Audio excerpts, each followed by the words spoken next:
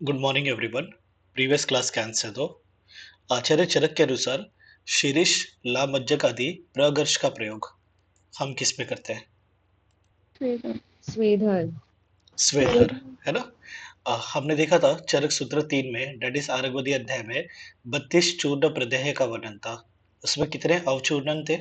एक एक। एक और उसमें कितने प्रघर्ष थे? एक एक, एक है ना। कुष्ठ आदि अवचूर्णन हमने देखा था, जो हम कुष्ठ रोग में ही हम यूज कर रहे थे। ओके। कुष्ठ आदि लेप हमने देखा था, जो कुष्ठ रोग में हम प्रयोग कर रहे थे, जो किस में पीस कर प्रयोग कर रहे थे?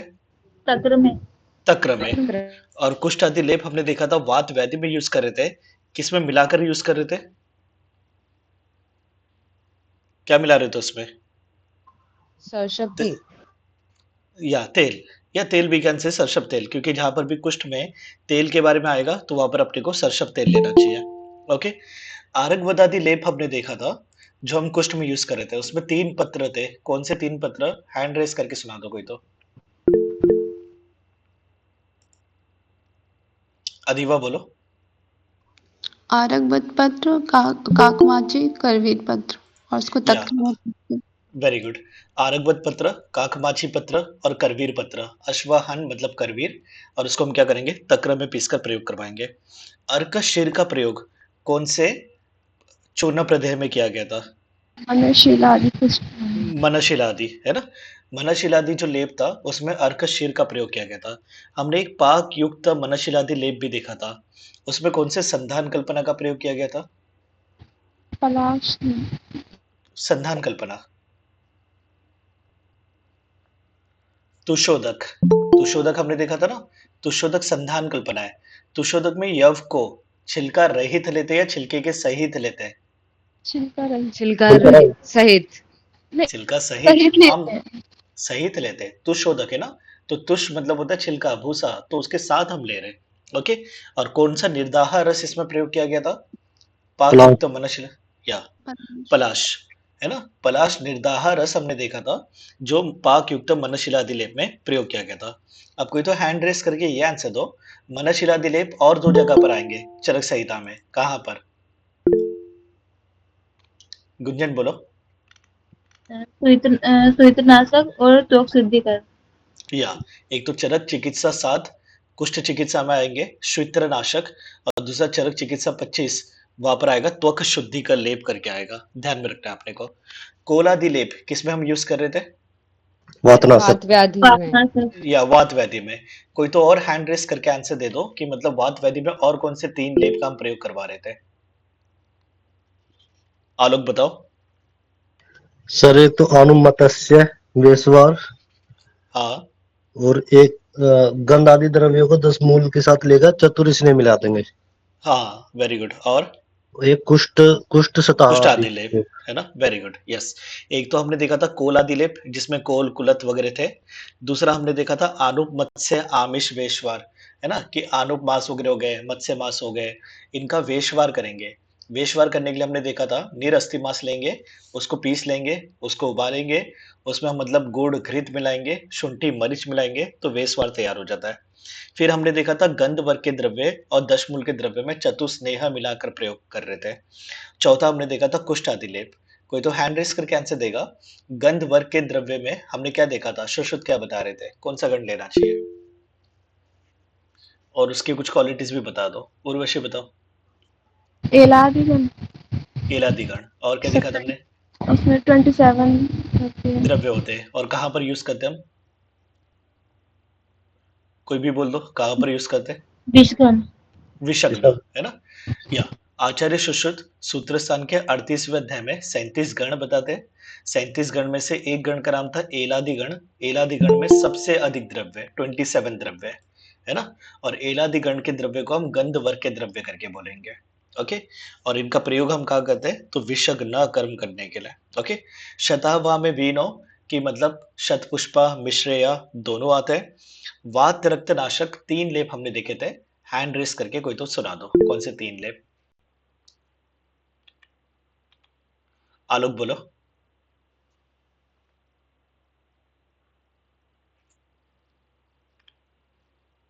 तैयबा बोलो। हेलो। सर एक तो शतादिलेप, गोधूमादिलेप, हाँ, रत्नादिलेप। रासनादिलेप, है ना? एक तो हमने देखा था उभय शतावादिलेप, जहाँ पर दोनों शतावा का प्रयोग करवा रहे। फिर हमने देखा था रासनादिलेप और उसके बाद देखा था गोधूमादिलेप, ओके?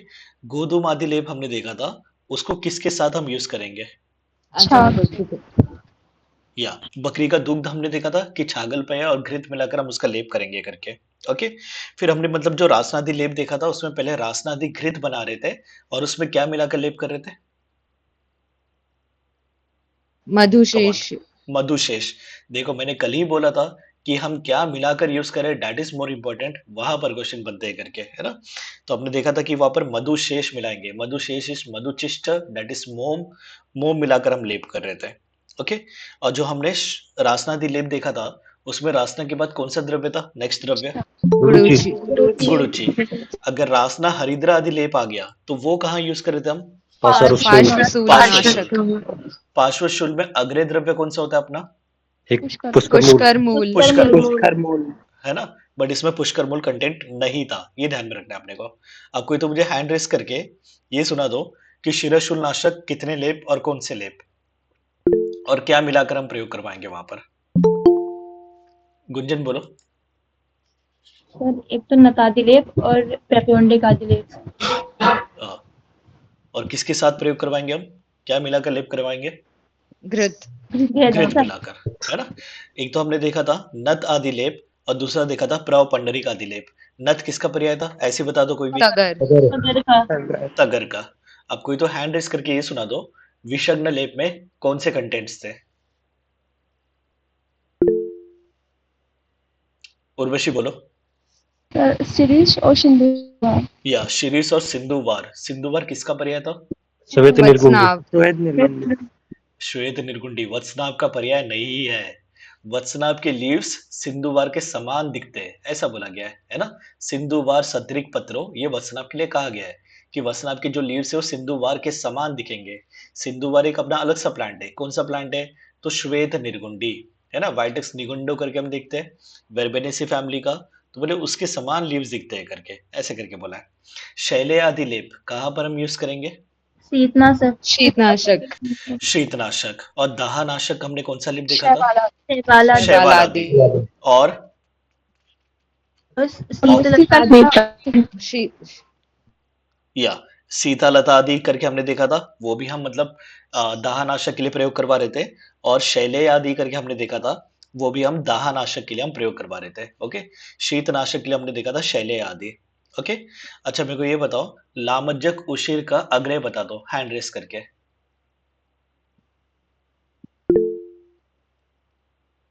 प्रशांत ने कल भी आंसर दिया था, आलोक बता दो। धातवो स्वेदा अपनयन उपयोगी नाम। प्रलेपना नाम, है ना? तो बोले कि मतलब लामज्जक उषित जो है वो दाह, त्वक दोष और स्वेद अपनयन प्रलेप में क्या है, तो श्रेष्ठ है करके, ऐसे मतलब आचार्य चरक बताते हैं चरक सूत्र 25 में, ठीक है? तीसरा अध्याय हम देख चुके थे। तीसरे अध्याय में 32 चूर्ण प्रध्यय का वर्णन था, तो वहां पर अपने बहि परिभाजन द्रव्य का वर्णन था। बहि परिभाजन वो होते हैं जो शरीर का बाहर से शोधन करते हैं। सिमी बेटा म्यूट कर लो, ओके? इसके पहले हमने चरक सूत्र सन 2 में देखा था अपामाग तंडुली अध्याय, वहां पर 28 एवा गो और मतलब पंचकर्म के द्रव्य का वर्णन था, तो वो अंतः परिमार्जन थे, शरीर का अंदर से शोधन कर रहे थे, ठीक है? इसके बाद जो हम नेक्स्ट चैप्टर देख रहे हैं, विजय षड विरेचन शताश्रित अध्याय, तो यहाँ पर ऐसे द्रव्य है, कुछ जो अंदर से शोधन करेंगे, कुछ जो बाहर से शरीर का शोधन करेंगे। तो इस चैप्टर में कौन से द्रव्य का वर्णन किया गया है? तो दे आर कॉल्ड एज उभय परिमार्जन, है ना? परिमार्जन मतलब क्लीन करना। चरक सूत्र स्थान 2 में अंतः परिमार्जन द्रव्य थे, चरक सूत्र स्थान 3 में बहि परिमार्जन द्रव्य थे, और यहाँ पर उभय, उभय मतलब दोनों, है ना? कि दोनों साइड से क्लीन करने वाले द्रव्य है, अंदर से भी क्लीन करने वाले और बाहर से भी क्लीन करने वाले द्रव्य है। उभय परिमार्जन द्रव्य का यहाँ पर वर्णन है। परिमार्जन मतलब होता है कि क्लीन करना, शोधन वगैरह करना, है ना? अब जैसे यहाँ पर हम देखते हैं कि शोथर, अब शोथर का हम महाकषाय करके भी हम प्रयोग करवा सकते हैं कि महाकषाय तो है ही एक्चुअली, कि क्वाथ कल्पना करके हम ओरली भी दे सकते हैं, और शोथर द्रव्य को हम पीस कर लोकली भी यूज कर सकते हैं। तो लोकली यूज करोगे तो ये हो जाएगा बहि परिमार्जन द्रव्य, कि बाहर से शोधन कर रहे हैं, है ना? और जब आप क्वाथ कल्पना करके दोगे तो ओरली दोगे तो ये अंदर से जाके मतलब दोषों को शांत वगैरह करेंगे, तो उसको हम अंत परिमार्जन द्रव्य करके बोलेंगे, है ना? तो षड विरेचन शताश्रित अध्याय में उभय परिमार्जन द्रव्य का वर्णन है। चैप्टर का नाम क्या है? तो एक तो बोला है षड विरेचन शत आश्रितेय, है ना? तो यहाँ पर 600 विरेचन योगों का वर्णन है। ओके, षड विरेचन शत, 6 और शत मतलब 100, षड विरेचन शत। और क्या बोला है? षड आश्रितीय, षड आश्रितीय मतलब क्या? विरेचन के, कि विरेचन के 6 आश्रय। तो चैप्टर ये डिनोट कर रहा है, यहाँ पर एक तो विरेचन के 6 से योगों का वर्णन किया गया है, और दूसरी बात यहाँ पर 6 विरेचन द्रव्य के आश्रय का वर्णन किया गया है ना? अब विरेचन के आश्रय मतलब क्या? कि प्लांट के कौन कौन से पार्ट हम विरेचन कर्म करने के लिए ले सकते हैं। वी नो प्लांट के बहुत सारे पार्ट होते हैं, मूल, पत्र, पुष्प, फल वगैरह एंड ऑल दैट। तो यहाँ पर आचार्य चरक बता रहे हैं कि विरेचन कर्म करने के लिए हम प्लांट के कौन कौन से पार्ट ले सकते हैं और विरेचन के टोटल योग कितने हैं। अब नॉर्मली विरेचन से हम क्या सोचते हैं? जो शरीर के दोषों को अधोभाग से बाहर निकालता है, दैट इज विरेचन, है ना? बट विरेचन का एक डेफिनेशन और है, जो भी द्रव्य शरीर के दोषों को बाहर निकाले, दैट इज विरेचन, है ना? तो इसके लिए यहाँ पर वमन भी आ जाता है, विरेचन भी आ जाता है। जब उन्होंने विरेचन के 600 योग बोले, तो वहां पर केवल अधोमार्ग से निकालने वाले विरेचन के 600 योग नहीं बोले, वहां पर उन्होंने वमन विरेचन दोनों मिलाकर बोले, क्योंकि वमन में क्या हो रहा है? दोषों को ऊर्ध्वभाग से निकाला जा रहा है। विरेचन में जो नॉर्मली हम विरेचन बोलते हैं, उसमें देखते हैं कि दोषों को अधोभाग से बाहर निकाला जा रहा है। तो ये दोनों भी किस में इंक्लूड हो जाएंगे? तो एक ब्रॉड टर्म विरेचन में इंक्लूड हो जाएंगे, क्योंकि यहाँ पर विरेचन मतलब क्या है? कि दोषों को बाहर निकालना। ओके, विरेचन एक जनरल टर्म है दोषों को बाहर निकालने के लिए। तो वमन से हम ऊर्ध्वभाग से निकाल रहे हैं, विरेचन से अधोभाग से निकाल रहे हैं। तो टोटल विरेचन के योग कितने चैप्टर में बताए गए? तो 600, जिसका हम डिवीजन करेंगे तो केवल वमन करवाने वाले कितने हो गए? 355। और विरेचन या केवल विरेचन अधोमार्ग से दोषों को बाहर निकालने वाले कितने हो गए? 245। 250। तो अपने को क्वेश्चन ढंग से पढ़ना है कि क्वेश्चन क्या है। अगर पूछा है कुल विरेचन योग कितने हैं, तो वहां पर आप बोलोगे 600। अगर ये पूछा है कुल विरेचन योगों में से वमन के योग कितने हैं, तो आप बोलोगे 355। अगर ये पूछा है शरीर के अधोमार्ग से दोषों को बाहर निकलने वाले विरेचन के कुल कितने योग कितने हैं, तो वहां पर आप बोलोगे 245। कुल विरेचन योग बोला है, तो वहां पर टोटल करना है, वमन विरेचन दोनों आ जाएंगे, क्योंकि कुल विरेचन योग का मतलब ये हो जाएगा जो वमन और विरेचन करवाने वाले अलग अलग द्रव्य डेफिनेटली, तो उनके कितने योग हो जाएंगे, तो आप बोलेंगे 600। ओके, तो ये 600 योग का तो हम खाली डिवीजन देखेंगे इस चैप्टर में। ये 600 योगों का जो मेन बात आएगा वो सब कल्प स्थान में आएगा, कि मदन फल के 133 योग एंड ऑल दैट, तो कैसे और वो सब बाद में आएगा। अब खाली हम इस चैप्टर में डिवीजन देखेंगे। इस चैप्टर में मेजर जो टॉपिक यहाँ पर वर्णन है वो महाकषाय का वर्णन है। 50 महाकषाय का वर्णन है, और हर एक महाकषाय में आचार्य चरक ने 10 द्रव्य रखे, है ना, फिक्स। तो 10 द्रव्य ही क्यों रखे? अभी फॉर एग्जाम्पल वर्ण्य महाकषाय, अब नाम सुनते ही वर्ण्य महाकषाय का अपने दिमाग में हरिद्रा आता है ना? वर्ण्य मतलब कॉम्प्लेक्शन को ठीक करने वाला।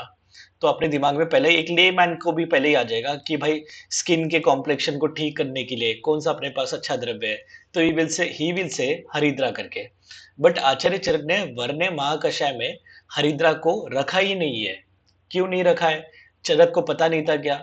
डेफिनेटली पता था, बट आचार्य चरक ने जो 10 द्रव्य रखे वो एग्जाम्पल के तौर पर रखे हुए, है ना? ऐसे नहीं कि 10 ही द्रव्य है करके, कि वर्ण्य कर्म करने वाले 10 है, जीवने वाले 10 है, ऐसे बिल्कुल नहीं है। वो आचार्य चरक ने केवल एग्जाम्पल के तौर पे रखे। ये बात इंपॉर्टेंट है, आगे जाकर हम देखेंगे लक्षण उदाहरणार्थम कि किसके लिए कहा गया महाकषाय, वो हम आगे देखेंगे। अब हम चैप्टर स्टार्ट करते हैं।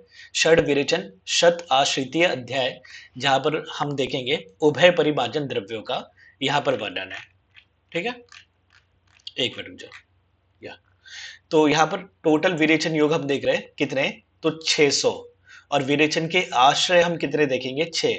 विरेचन के आश्रय मतलब क्या? कि प्लांट के कौन कौन से पार्ट हम विरेचन कर्म करने के लिए यूज कर सकते हैं। तो वहां पर आचार्य चरक ने कितने बताए? 6। शिरो विरेचन के आश्रय हम आगे जाकर देखेंगे, जहां पर हम कितने देखेंगे शिरो विरेचन द्रव्य के आश्रय? 7, है ना? क्वेश्चन ढंग से पढ़ना है। विरेचन द्रव्य के आश्रय पूछा है तो आप बोलोगे 6। शिरो विरेचन द्रव्य के आश्रय पूछा है। शिरो विरेचन मतलब जो शिर में दोष है उनको बाहर निकालने वाले, तो वो उनके कितने, तो 7 आश्रय देखेंगे। कषाय की योनि कितने, 5। अब कषाय की योनि मतलब कौन कौन से रस वाले द्रव्य का हम कषाय कल्पना कर सकते हैं। अब कषाय क्वाथ का तो पर्याय है, बट यहाँ पर कषाय से केवल क्वाथ नहीं, यहाँ पर हम पंचविध कषाय कल्पना की बात करें, स्वरस, कल्क, क्वाथ, हीम, फांट, है ना। तो कषाय की योनि कितनी बताइए, 5। क्यों, तो यहाँ पर मधुर रस का, अम्ल रस का, कटु तिक्त कषाय सभी का प्रयोग कर पाते हैं।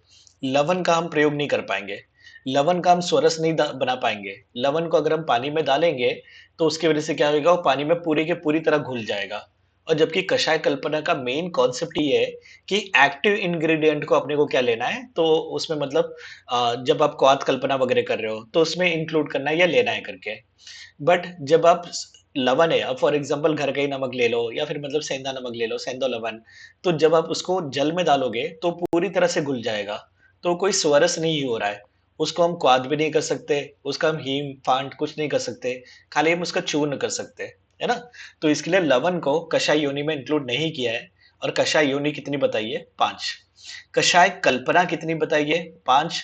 चरक के अनुसार स्वरस, कल, क्वाथ, हीम, फांट।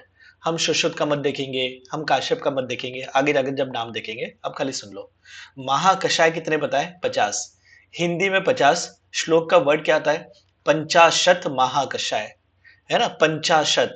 तो यहाँ पर पंच अशत का मतलब होता है 50 होता है, पंचाशत मतलब 500 नहीं होता है ना।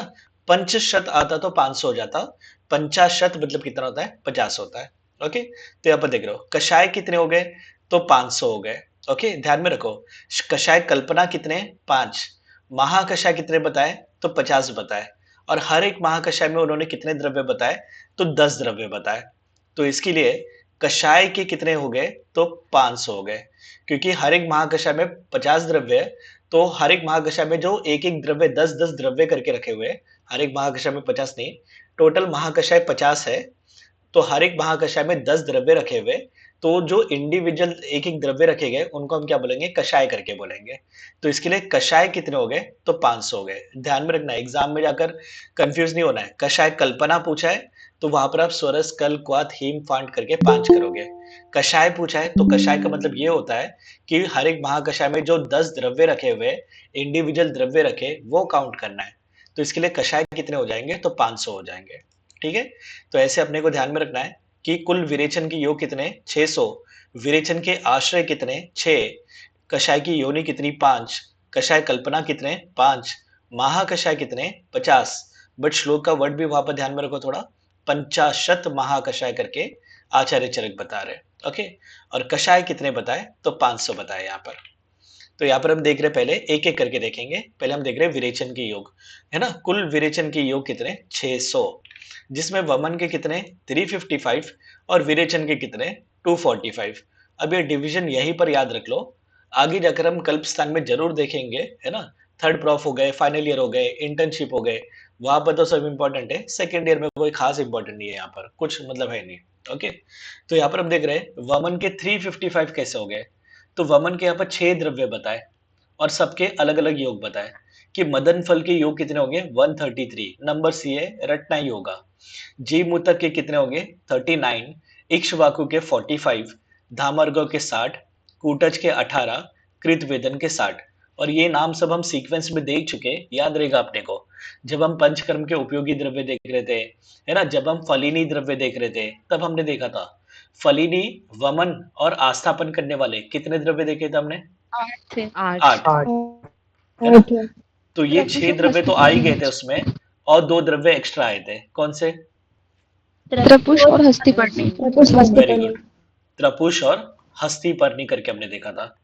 चरक सूत्र स्थान 2 में हमने वमन के 10 द्रव्य देखे थे, तो ये 6 तो थे, और 4 कौन से एक्स्ट्रा थे, हैंड रेस करके सुना दो। उर्वशी बोलो।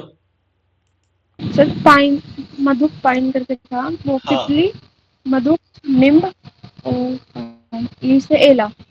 वेरी गुड, है ना। एक हमने देखा था मधुक, पिपली, निम्ब और एला करके हमने देखा था, है ना। बाकी 6 द्रव्य तो अपने थे ही, तो हमने याद रखा था भाई, मधुर पाइन करके हमने निमोनिक करके रखा था, है ना।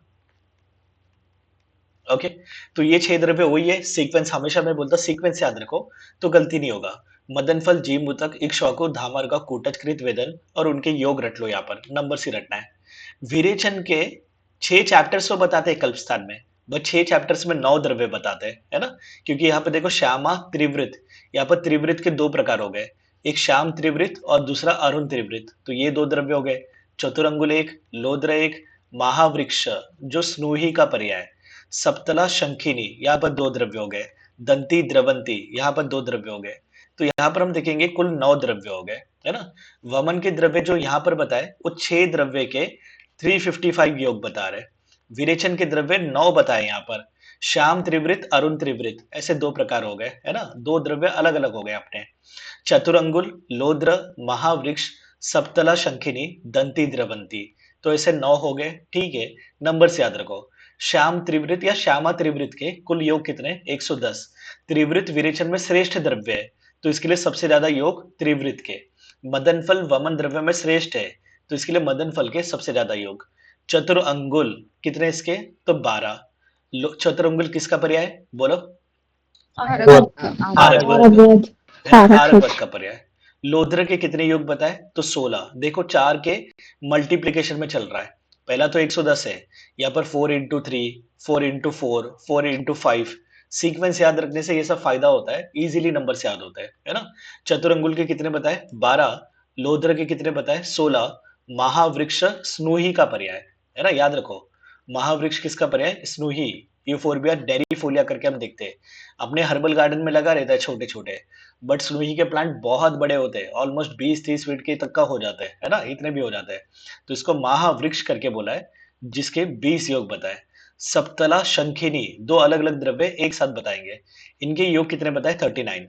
अब कोई तो मुझे हैंड रेस करके आंसर दो, सप्तला शंखिनी में मूलिनी में कौन था, फलिनी में कौन था?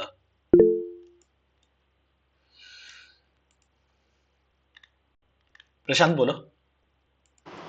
सर सप्तला मूलिनी में था और शंखिनी फलिनी में था। शंखिनी फलिनी में, है ना?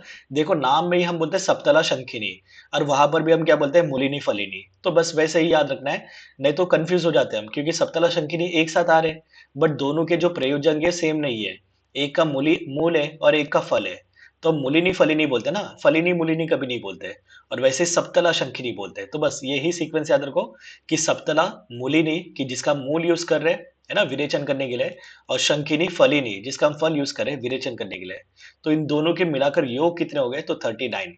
दंती द्रवंती, इनके कितने योग? तो 48।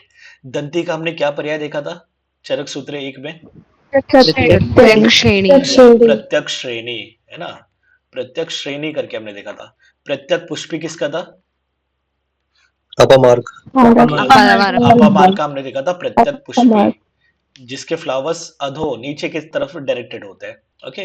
और हमने देखा था अपामार्ग वॉज फलिनी द्रव्य, और जो दंती डेट वॉज प्रत्यक्ष श्रेणी, ये मूलिनी द्रव्य था, ओके?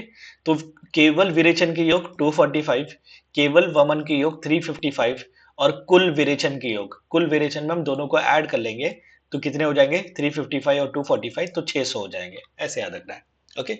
उसके बाद हम देख रहे हैं विरेचन के आश्रय, कि विरेचन के या फिर द्रव्य के कौन से पार्ट हम विरेचन कर्म करने के लिए यूज कर सकते हैं। तो उन्होंने बोला जैसे शेर, मूल, त्वक, पत्र, पुष्प और फल, इनका हम प्रयोग करवा सकते हैं, ओके? अब जैसे शेर, शेर मतलब किसका?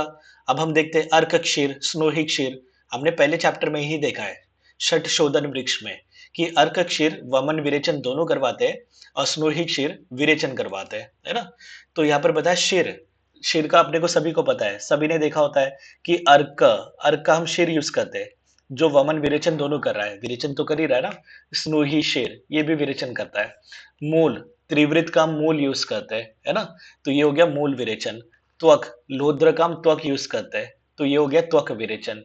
पत्र, है ना, एक होता है मार्कंडिका या स्वर्णपत्री, उसका हम पत्र यूज करते हैं विरेचन करने के लिए, ओके? तो ऐसे ही मतलब पुष्प हो गए, फल हो गए, आरगवत का फल मतलब उसकी फल मज्जा का यूज करते हैं, फल पूरा का पूरा नहीं खिलाते हैं, उसके लेग्यूम्स होते हैं, है ना? लेग्यूम्स में से उसका जो फल मज्जा होता है, अंदर के जो पल्पी पार्ट होता है, वो हम खिलाते हैं। तो ऐसे उन्होंने विरेचन द्रव्य के कितने आश्रय बताए? 6 आश्रय बताए, तो अपने को सीक्वेंस से रट्टा मारना है। शेर, मूल, त्वक, पत्र पुष्प फल, है ना? पत्र पुष्प फल, ये तो बोलने की आदत होती है। तो शीर मूल त्वक याद रखो और पत्र पुष्प फल, ऐसे विरेचन द्रव्य के आश्रय कितने? 6। शिरो विरेचन द्रव्य के आश्रय कितने होते हैं? तो 7 होते हैं। तो यहाँ पर हम क्या करेंगे?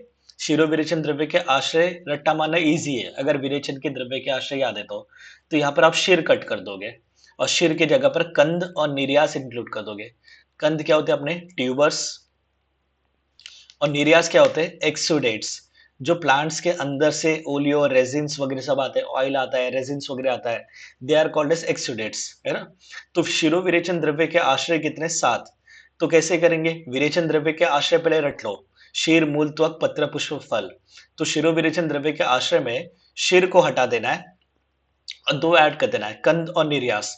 तो कंद, निर्यास, मूल, त्वक, पत्र, पुष्प, फल, ऐसे हो गए अपने 7 शिरो विरेचन द्रव्य के आश्रय। ठीक है, इंपॉर्टेंट यहाँ पर क्वेश्चंस बन जाते हैं यहाँ पर। ओके, उसके बाद कषाय योनि तो वी ऑलरेडी सॉ कि कौन कौन से रसात्मक द्रव्य का प्रयोग हम पंचविध कषाय कल्पना बनाने में करेंगे। तो यहाँ पर लवण छोड़कर बाकी सब है ना? क्योंकि लवण डायरेक्ट पानी में घुल जाता है, तो लवण का प्रयोग हम कषाय कल्पना में नहीं कर सकते। तो मधुर, अम्ल, कटु, तिक्त, कषाय, ये सभी हो जाएगा। कषाय कल्पना कितने? 5। स्वरस, कल्क, श्रुत। श्रुत मतलब किसका पर्याय? तो क्वाथ का, है ना? श्रुत, निर्यूह, है ना? ये सभी किसके पर्याय? तो क्वाथ के पर्याय। शीत, ये किसका पर्याय? तो हीम का पर्याय, है ना? और फांट, फांट का एक पर्याय हम देखेंगे आगे जाकर, चूर्ण द्रव करके, जो शारंगधर बताएंगे। ओके, तो यहाँ पर हम देख रहे हैं कषाय कल्पना चरक के अनुसार कितने? स्वरस 5 एक्चुअली, स्वरस, कल्क, क्वाथ, हीम, फांट तो बोलते ही है। तो यहाँ पर याद रखना है, क्वाथ के बदले चरक ने श्रुत वर्ड यूज किया है और यहाँ पर मतलब हीम के बदले शीत वर्ड यूज किया है। डजंट मैटर, एक ही मीनिंग होता है ना, हीम मतलब ठंडा, शीत मतलब ठंडा, वही बात चल रही है। और फांट, ऐसे पंचविध कषाय कल्पना चरक बता रहे हैं। ओके, बट सुश्रुत कितने बताएंगे? एनीवन? 6 या सुश्रुत 6 बताएंगे, एक ऐड कर देंगे। और कौन सा ऐड कर देंगे? तो यहाँ पर शेर को ऐड कर शीर देंगे, है ना? या पहले शेर बोलेंगे, उसके बाद बोलेंगे स्वरस, कल, क्वाथ, हीम, फांट करके। काश्यप कितने बताएंगे? तो काश्यप 7 बताएंगे, है ना? पंचविध कषाय कल्पना तो है, स्वरस, कल, क्वाथ, हीम, फांट तो है। 2 एक्स्ट्रा कौन से बताएंगे? चूर्ण और अभिशव। अभिशव बोलते हैं कि मध्य कल्पना होती है करके। ठीक है, तो चरक के अनुसार, वाग्भट के अनुसार, शारंगधर के अनुसार कषाय कल्पना कितने? 5। स्वरस, कल, क्वाथ, हीम, फांट। सुश्रुत क्या कर देंगे? यहाँ पर 6 कर देंगे, तो एक ऐड कर दिया। क्या ऐड कर दिया? शेर। ओके, जो हम शेर पाक वगैरह करते हैं वो उन्होंने ऐड कर दिया। काश्यप ने यहाँ पर 2 ऐड कर दिया कि 5 तो रहने दिए, 2 और कौन से ऐड कर दिए? चूर्ण और अभिशव। सुश्रुत के अनुसार कभी भी याद रखना, शेर को आप पहले लगाओगे, है ना? सुश्रुत के अनुसार सीक्वेंस इज इंपॉर्टेंट, क्योंकि सुश्रुत बोलते हैं शीर, है ना? स्वरस, कल्क, क्वाथ, हीम और फांट, है ना? तो यहाँ पर मतलब जो पहला आता है वो सबसे गुरु होता है और उसके बाद में गुरुता कम होते जाएगी, है ना? कि इनमें से मतलब गुरु कौन सा है, बलवान कौन सा है? तो शिर है। उसके बाद नेक्स्ट कौन सा है? स्वरस, फिर कल्क, फिर क्वाथ, फिर हीम और फिर फांट है। ओके, तो इसके लिए कभी भी याद रखना, कभी पूछ लिया आचार्य सुश्रुत के अनुसार सबसे गुरु कषाय कल्पना कौन सी है? तो शिर है ना? दूध होता है जो स्वरस वगैरह से क्या होगा? तो हैवी होगा। तो इसके लिए उन्होंने सीक्वेंस रखा है, इंपॉर्टेंट है यहाँ पर कि सुश्रुत ने स्वरस को पहले रखा है। ये सीक्वेंस अपने को बोलने की आदत होती है ना? स्वरस, कल, क्वाथ, हीम, फांट।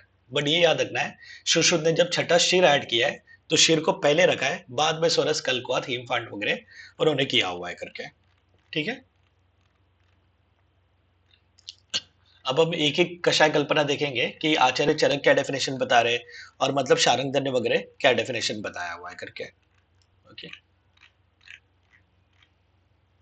या तो यहाँ पर हमने देख लिया पंचविध कषाय कल्पना कि काश्यप के अनुसार कितने? 7, सुश्रुत के अनुसार 5, बट शीर को पहले रखना है। ओके, पहले अभी हम स्टार्ट करें पहले स्वरस से। तो स्वरस के बारे में आचार्य चरक जो डेफिनेशन दे रहे हैं वो बहुत ही सिंपल दे रहे हैं। यंत्र निष्पीडितात द्रव्यात रसः स्वरस उच्यते। बोले यंत्र के द्वारा पीड़न करके, निष्पीडन, निष्पीडितात मतलब पीड़न करके, कि यंत्र के द्वारा दबाकर द्रव्य को प्रेस करके जो रस निकाला जाता है उसको स्वरस बोलते हैं। तो ये बहुत ही बच्चे वाली बात हो जाती है, ऐसे क्वेश्चन कोई नहीं पूछता है। हम शारंगधर का मत देखेंगे। शारंगधर बोलते हैं अहतात, आहतात नहीं बोलते, अहतात, है ना? अहतात मतलब क्या? जिसे हत नहीं हुआ है, कि मतलब जिसमें कीड़े कृमि वगैरह नहीं लगे, जो खराब नहीं है। तत्क्षण आकृष्टात, कि उसी समय तोड़ा हुआ, मतलब फ्रेश कंडीशन में। ओके। द्रव्यात शूनात समुद्भवेत, शूनात मतलब क्या, जिसको आपने मतलब क्या कर दिया, कूट लिया। ओके। फॉर एग्जाम्पल आपने शतावरी के मूल लिए, है ना, जो मतलब कीड़े वीड़े नहीं लगे थे, तो उसको हमने बोल दिया आहतात, और तभी के तभी आपने उसको कलेक्ट किया है, तो बोले तत्क्षणात। ओके। फिर क्या बोले, द्रव्याशुणात, फिर आपने क्या कर लिया, अभी फॉर एग्जाम्पल इसका स्वरस बनाना है, तो पूरा मूल नहीं लोगे ना, आप पहले उसको कूट लोगे, तो आपने शुणात मतलब कूट लिया। फिर बोला है तस्य निष्पीडितो यश्च रसः स्वरस उच्यते, और इसका निष्पीडन करने पर जो रस निकलेगा उसको हम स्वरस बोलेंगे।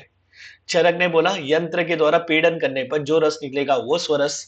शारंगधर ने बहुत ही स्पेसिफिक बताया, बोले आहत, कि जो खराब नहीं है ऐसे द्रव्य लो, तभी के तभी कलेक्ट किया गया हो, उसको कूट लो और उसको मतलब प्रेस करके स्वरस निकालो। तो ऐसे जो स्वरस हम बना रहे हैं उसकी मात्रा कितनी बताइए, शारंगधर ने कितनी बताइए, एनीवन बोलो। आधा पल। आधा पल, है ना। शारंगधर के अनुसार स्वरस की मात्रा कितनी बताई गई है, आधा पल बताई गई है। फिर शारंगधर तीन और बताते स्वरस निकालने के तरीके, है ना। एक बोलते हैं निशा उषित, कि रात भर द्रव्य को रख दो, है ना, फॉर एग्जाम्पल चूर्ण वगैरह, तो वैसे। दूसरा बोलते हैं अग्नि सिद्ध, और बोलते हैं पूट पाक। ये सब हम शारंगधर में देखेंगे, आप खाली सुन लो। एक खाली यहाँ पर तरीका दिया हुआ है, श्लोक दिया हुआ है, अहतात तत्शन आकृष्टात द्रव्याशुनात समुद्भवेत तस्य निष्पीडितो यश्च रसः स्वरस उच्यते। ये जनरल है। बट अगर कोई द्रव्य का चूर्ण दिया आपको और बोले स्वरस बनाओ करके, तो हम वो चूर्ण को क्या करेंगे, पानी में भिगो कर रात भर रख देंगे, और सुबह उसको मसल कर वगैरह जो भी पानी रहेगा उसको हम पीने के लिए देंगे। That will be also called as स्वरस। तो ये निशा उषित, कि रात भर हमने उसको रखा हुआ था करके, है ना। तो निशा उषित जो स्वरस होगी उसकी मात्रा कितनी है, एक पल, है ना। कोई कोई द्रव्य ऐसे जिनको हम अग्नि में सिद्ध करके स्वरस करेंगे, है ना, अग्नि में पकाकर स्वरस करेंगे, इनकी भी मात्रा कितनी है, एक पल। पूटपाक विधि से सभी ने किया होगा, वासा पूटपाक, कि वासा जैसे कुछ द्रव्य होते हैं, इनके इंटरसेलुलर बॉन्ड्स बहुत ही स्ट्रांग होते हैं, तो इनको जितना भी आप कूट लो पीस लो, ज्यादा स्वरस निकलते नहीं है, तो इनका हम पूटपाक विधि से स्वरस करते हैं। इसकी भी मात्रा कितनी है, एक पल। तो खाली इतना पूछा है कि शारंगधर के अनुसार स्वरस की मात्रा कितनी है, तो आप बोले कि आधा पल, क्योंकि वो जनरल कॉन्सेप्ट है, कोई मॉडिफिकेशन नहीं है। अगर स्पेसिफिक पूछ लिया कि निशाउषित स्वरस, अग्नि सिद्ध स्वरस या पूटपाक स्वरस, इनकी मात्रा कितनी है, तो वहां पर आप बोलोगे एक पल। ऑप्शन क्लियर है। ओके। ये हो गया शारंगधर, जो हम डिटेल में देखेंगे शारंगधर संहिता में, आप खाली सुन लो। ओके। उसके बाद हम देख रहे कल्क। कल्क के बारे में चरक क्या बता रहे, यह पिंडो रस पिष्टानाम सकल्कः परिकीर्तिते, है ना। तो बोले रस मतलब क्या, कोई लिक्विड, कि मतलब जैसे हमने जल ले लिया, दुग्ध वगैरह ले लिया, है ना। तो बोले इसके साथ जो द्रव्य को पीस कर पिंड स्वरूप में, कल का जब भी हम बनाते हैं, चटनी बनाते हैं, तो फॉर एग्जाम्पल हमने पिंड स्वरूप में उसको बना दिया करके, बट किसके साथ पीसेंगे, रस। तो यहाँ पर रस मतलब कोई द्रव्य का स्वरस हो सकता है, कोई दुग्ध हो सकता है किसी का, या फिर मतलब जल हो सकता है, तो उसके साथ द्रव्य को पीस कर जब हम पिंड बना लेते हैं, तो उसको हम क्या बोलते हैं, कल्क बोलते हैं। चरक ने बताया यहाँ पर, यह पिंडो रस पिष्टा नाम सकल्कः परिकीर्तिते। अब शारंगधर वैशज्य कल्पना को डिटेल में बताते हैं हमेशा, तो शारंगधर का मत देखेंगे हम, क्या बोले, द्रव्यम आद्रम शिलापिष्टम शुष्कम व सजलम भवेत प्रक्षेप आवाप कल्कास्ते तत्मानम कर्ष सम्मितम। तो बोले आर्द्र द्रव्य होने दो या चूर शुष्क द्रव्य होने दो। बोले द्रव्यम आद्रम या शुष्कम, वा मतलब होता है और, है ना, उसको क्या कर लो, तो बोले शीला पिष्टम, शीला मतलब पत्थर, पत्थर पर पीस लो, है ना। तो इसको हम मतलब शुष्क वैसे ही पीस सकते हैं, या फिर मतलब जल मिलाकर पीस सकते हैं। ओके। जब फॉर एग्जांपल आर्द्र, आर्द्र मतलब आप ले रहे हो कि मतलब फ्रेश कंडीशन में, आर्द्र मतलब गीला नहीं होता है, फ्रेश कंडीशन, तो फ्रेश कंडीशन में डेफिनेटली उसमें मॉइस्चर होता है, तो आप उसको ऐसे ही पीस कर कल्क बना सकते हो। बट अगर आपने शुष्क ले लिया, ड्राई कंडीशन में ले लिया, तो उसमें आप थोड़ा सा जल मिला लोगे फिर पीसोगे, है ना। फॉर एग्जाम्पल ये गुड़ुची के कांड थे, गुड़ुची के कांड के तोड़कर आपको 2-3 दिन हो गए, आपने घर में रखा हुआ था, तो उसको आप पीसोगे तो कल्क नहीं बनेगा वो ठीक तरह से। तो वहाँ पर आप जल मिला दोगे, जल मिलाकर पीसोगे तो कल्क बन जाएगा, है ना? तो बोले द्रव्यम आर्द्रम शिलापिष्टम शुष्कम व स जलम भवेत, कि शुष्क इसमें भी पीस सकते हो बट उसको जल के साथ पीसना पड़ेगा, आर्द्र लिए तो डायरेक्ट आप पीस सकते हो। और इसके पर्याय बताए, क्या पर्याय बताए? प्रक्षेप और आवाप, वेरी इंपॉर्टेंट है ना, किसका पर्याय? कल के। ओके, ये सब तुम्हारे बहशज कल्पना में यूज होगा। प्रक्षेप और आवाप ये किसके पर्याय? कल के। और इसकी मात्रा कितनी बताई? तो बोले 1 कर्ष। ध्यान में रखो, हिंदी में हम तोला बोलते हैं, है ना? तोला मतलब नियर अबाउट आप बोलते हैं कि 12 ग्राम, बट अभी ये हिंदी वाला तोला यूज ही नहीं करना है अपने को उसके पर्यायवाची अभी से डेवलप करने हैं, है ना? कर्ष, कर्ष किसका पर्याय? तो तोला का, है ना? तो 1 कर्ष मतलब 1 तोला होता है, छोड़ दो तोला को। अब आगे जो बात बताऊंगा वो ध्यान में रखो। एक पल में कितना कर्ष होता है? बोलो जल्दी। 4 4 कर्ष। और सोचते क्यों बैठते हो? आंसर दो फटाफट, है ना? एक पल में कितना कर्ष होता है? 4 कर्ष। और ये आगे जाकर हमेशा यूज होगा, तो एक ही बार रट्टा मान लो। अब फॉर एग्जांपल जैसे हमने देखा था कि स्वरस की मात्रा कितनी बताई थी शारंगधर ने? तो आधा पल बताई थी, है ना? जस्ट स्वरस की नॉर्मल डोज कितनी बताई थी? आधा पल। तो आधा पल मतलब कितना कर्ष हो गया? 2 कर्ष। 2 कर्ष। सीधी बात है ना? एक पल मतलब 4 कर्ष है, तो आधा पल मतलब कितना हो गया? तो 2 कर्ष हो गया। ठीक है? तो यहां पर बता रहे 1 कर्ष, है ना? 1 कर्ष मतलब 1 तोला प्रमाण में, दैट इज 12 ग्राम के आसपास लेंगे। ये कन्वर्जन कोई नहीं पूछने वाला, 1 कर्ष मतलब 12 ग्राम, 1 कर्ष मतलब 1 तोला, just we should know. Okay, तो यहां पर हम देख रहे हैं कल की डेफिनेशन चरक और शारंगधर के अनुसार। फिर हम देख रहे हैं क्वाथ। बोले वर्णव तु क्वथितम द्रव्यम श्रुतम आहु चिकित्सका, है ना? तो बोले वर्णव दैट इज अग्नि पर अपने को क्या करना है? द्रव्य को लेना है और उसका क्वथित, क्वथित मतलब क्या? तो वहां पर उबालना। तो इसको उन्होंने संज्ञा क्या दी है? श्रुत। आचार्य चरक ने क्वाथ के लिए क्या संज्ञा दी है? श्रुत। तो बोले श्रुत किसको बोलेंगे? बोले द्रव्य को जल में डालकर जब आप अग्नि पर उबालोगे, क्वथित मतलब उबालना, है ना? तो उसको क्या संज्ञा देंगे हम? तो श्रुत संज्ञा देंगे। तो श्रुत को ही आगे जाकर हम देखते हैं कि मतलब क्वाथ, है ना? निर्यूह, ऐसे वगैरह संज्ञा आगे जाकर दी जाती है। ठीक है? तो यहाँ पर आ गया वर्णव तु कथितम द्रव्यम डैश आहु चिकित्सकाः, कि चिकित्सक द्रव्य को जब अग्नि पर पकाते हैं या उबालते हैं तो उसको श्रुत संज्ञा दी जाती है। तो श्रुत इज नथिंग बट क्वाथ का पर्याय। ये हो गया चरक के अनुसार। आचार्य शारंगधर क्या बोल रहे हैं अपने? पानीयम षोडश गुणम शून्य द्रव्य पले क्षिपेत मृत पात्रे क्वाथेत ग्राह्यम अष्टम अंश अवशोषितम। बहुत ही जनरल कॉन्सेप्ट बता रहे, आगे बहुत डिटेल में जाते हैं शारंगधर। एक जनरल खाली क्वाथ की डेफिनेशन हम देख रहे हैं। बोले एक पल द्रव्य ले लो, है ना? यहाँ पर बोला है शून्य द्रव्य पले, कि कूटे हुए द्रव्य पले, पले मतलब एक पल। और फिर क्या बोला है? पानीयम षोडश गुणम, और इसमें क्या कर दो? 16 गुना, है ना? तो 16 गुना मतलब 16 पल। अब क्या ले लेंगे? जल लेंगे और इसका पाक करेंगे। किस में पाक करेंगे? तो बोले मृत पात्र, मिट्टी के पात्र में। आयुर्वेद में जब भी केवल पात्र भी लिखा होगा तो वहां पर हम मिट्टी का पात्र ही लेंगे। ओके, फिर बोला है क्वातेत मतलब उसको उबाल लो। कब तक? तो बोले ग्राह्यम अष्टम अंश अवशोषितम, जब अष्टम अंश इसका 8वां भाग, है ना? तो 16 पल का 8वां भाग कितना हो जाएगा? तो 2 पल। जब 2 पल बच जाएगा तब आप उतार लो और पेशेंट को पीने के लिए दो। तो क्वाथ की मात्रा भी कितनी हो गई शारंगधर के अनुसार? 2 पल। ध्यान में रखो क्या बताया शारंगधर ने यहाँ पर? पानीयम षोडश गुणम, जल हम 16 गुना लेंगे। किससे? एक पल द्रव्य से, कूटे हुए द्रव्य एक पल है जो उससे। फिर हम इसको मिट्टी के पात्र में क्वाथ करेंगे, उबालेंगे। कब तक? तो बोले अष्ट अंश रहने तक, है ना? 8वां अंश रहने तक।